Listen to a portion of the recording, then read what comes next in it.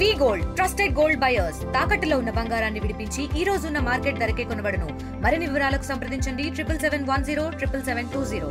ప్రజాహితానికి వారధులైన గౌరవనీయ పాత్రికేయ మిత్రులకు, మీడియాకి నమస్కారాలు.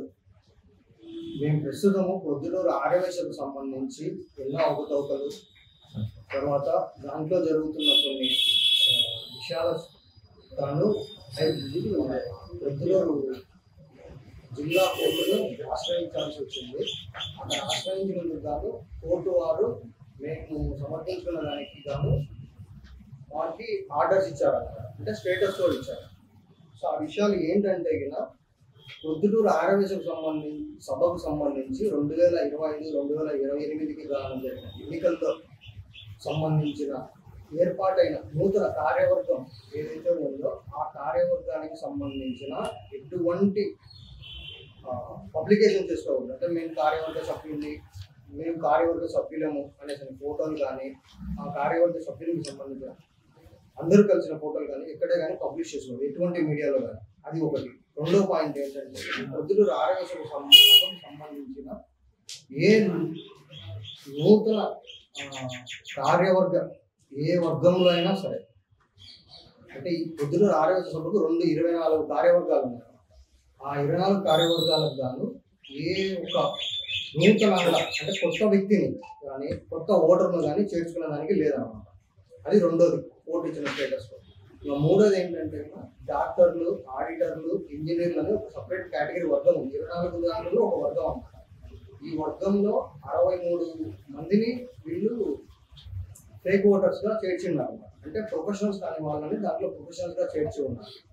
ఆ ఓట్లకు సంబంధించేసి మేము ఫస్ట్ ఆఫ్ ఆల్ కోర్టుకు పోయిందే దాని మీద. ఆ దాంట్లోగానే ఈ స్టేటస్ కోడ్ రావడం జరిగింది.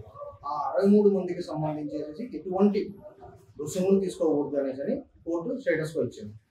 మొత్తం మీదుగా ఈ విషయం ఇక్కడ తెలియజేసింది ఏంటంటే నూతన కార్యవర్గం ఏర్పడిన దానికి గాను, అది కూడా కోర్టులో ఉన్నందుకు గాను ఆ వర్గానికి సంబంధించి ఎటువంటి ప్రచారం చేసుకోకూడదు, ఎటువంటి వ్యక్తిని నూతనంగా ఓటర్గా కానీ మెంబర్గా కానీ వాళ్ళ దగ్గర నుంచి రుసుములు కలెక్ట్ చేసుకోకూడదు. ప్రత్యేకించి మా డాక్టర్స్, ఆడిటర్స్, లాయర్స్ వర్గానికి సంబంధించిన దాంట్లో కూడా ఏవైతే మేము డిస్ప్యూట్లో పెట్టామో ఆ 63 మంది ఓట్ల దగ్గర కూడా రుసుములు తీసుకోకూడదు. ఇదే అండి విషయం. మిగతా వాళ్ళ దగ్గర అందరూ తీసుకోవచ్చు. 2022-25కి సంబంధించిన ఓటర్ లిస్ట్ ఏదైతే ఉంటుందో ఆ ఓటర్ లిస్ట్ ప్రకారంగా రుసుములు తీసుకోవచ్చు.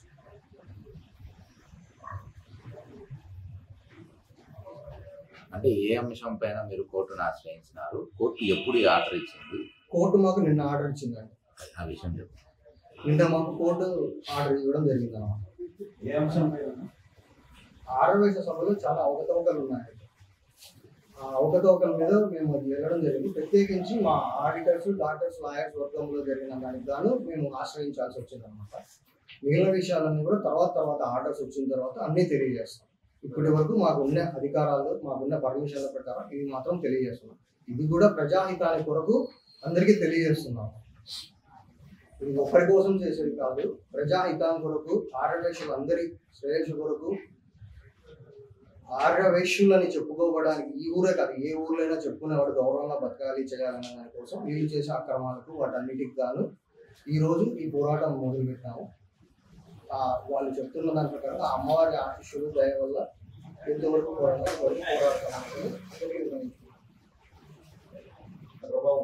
దాని మీద ఏం ఇబ్బంది లేదండి. లక్షణంగా మీరు ఏం కావాలంటే చేసుకోవచ్చు.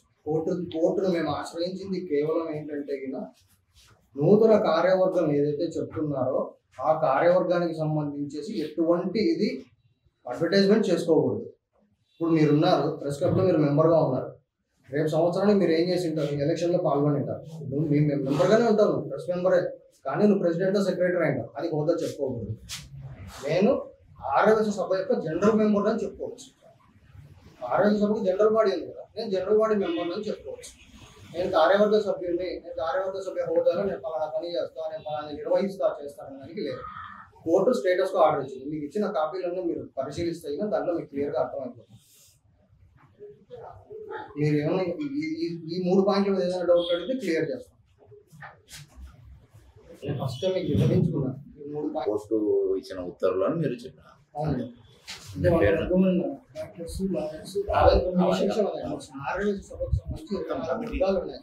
కమిటీ ఎక్కడ ప్రకటించుకోకూడదు. స్పెసిఫిక్ గా 63 మంది దొంగ ఓటర్లను చేర్చినారు.